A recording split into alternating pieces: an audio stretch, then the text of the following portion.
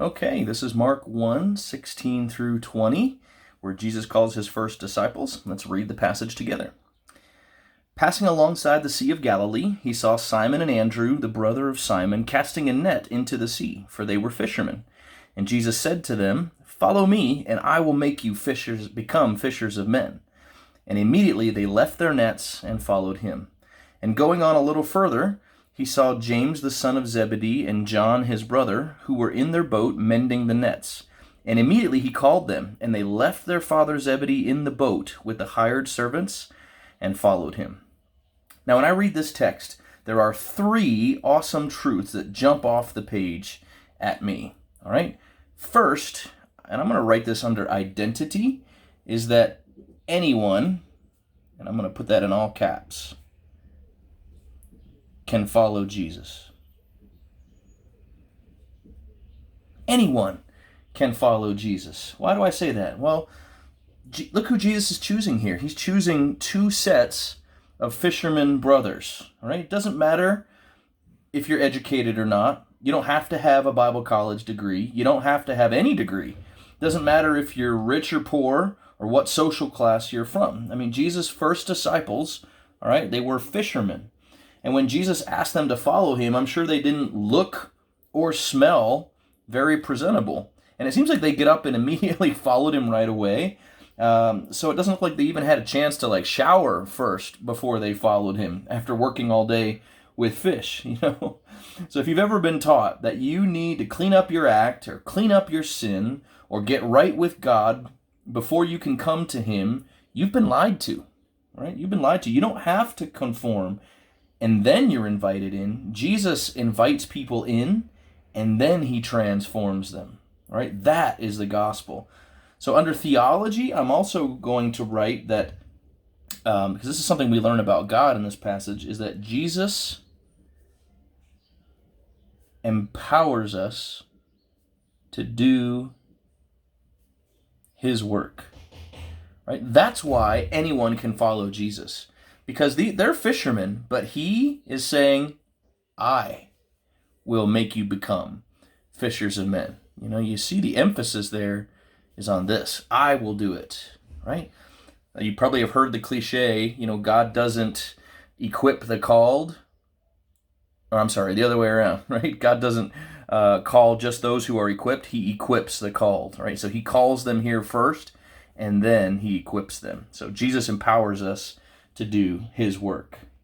Now, the second truth in this passage is that there is a cost in following Jesus.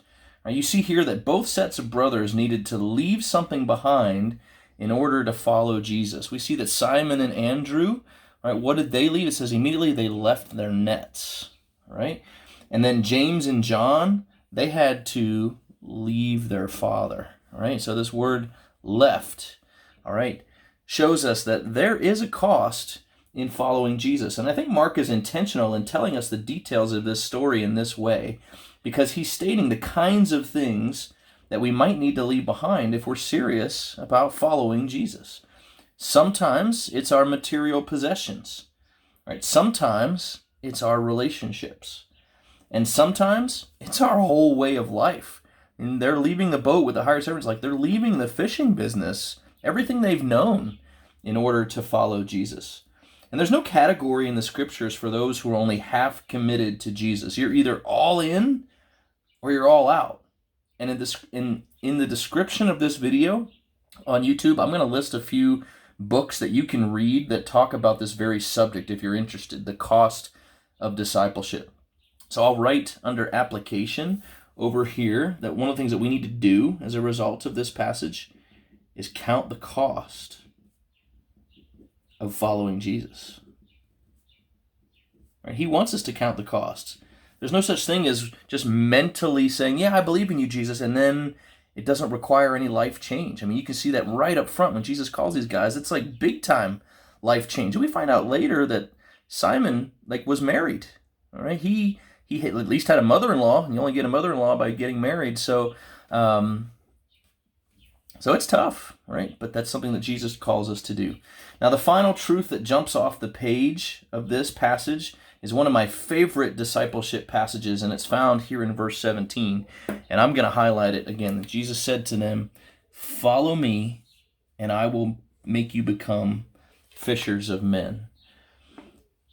The truth that Jesus is saying here is this, that the natural overflow of being a Christian, of following Jesus, is making disciples of Jesus. Like, making disciples of Jesus is the natural overflow of following Jesus, right?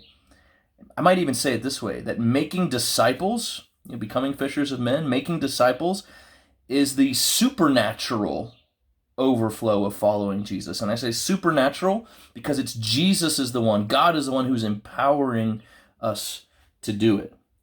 I know people who've been Christians for 30 or 40 years, and yet they've never invested in anyone else spiritually. They haven't shared their faith. They haven't been intentional about showing someone what it means to follow Jesus. And that's just sad. I mean, and they'll say, "I don't know how." But here's the thing. It's like if you were a fisherman, right, like James and John and Simon and Andrew, and you've been fishing for 30 years, and then somebody comes up to you and says, "Hey, I want to learn how to fish. Can you teach me how to fish?" And they're like, "No, I don't know. I don't know anything about fishing. I've only done it for 30 years. Like, that's crazy. Of course you know a lot about fishing. So if you follow Jesus for 30 years, guess what? You should be able to invest in someone else, all right? And follow, if you're following Jesus, you should know how to make people become fishers of men. And Peter and the other disciples start making disciples. Like, they haven't been following Jesus that long, but that's still something that Jesus requires us to do. So Jesus spent 3 years making disciples of these 4 fishermen. And what if after Jesus' death, they never would have poured into anyone else spiritually?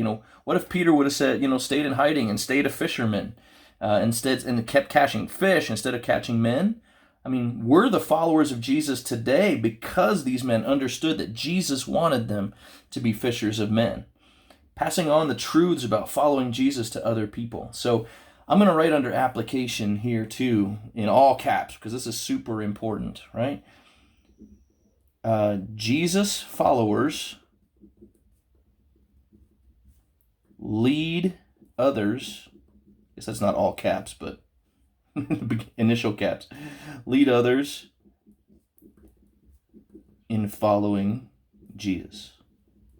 Right? Underline of emphasis. Jesus followers lead others in following Jesus.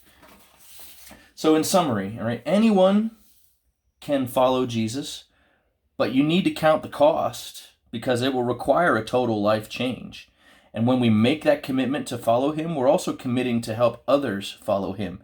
But the important thing is all this is empowered by God in the first place. He's the one who's doing it. So in light of this, I guess I need to ask this question is, who are you fishing for? All right? Who are you currently discipling? And if you can't answer that question, pray to God who wants, pray that say, "God, who do you want me to invest in?" And I guarantee that he will send someone your way.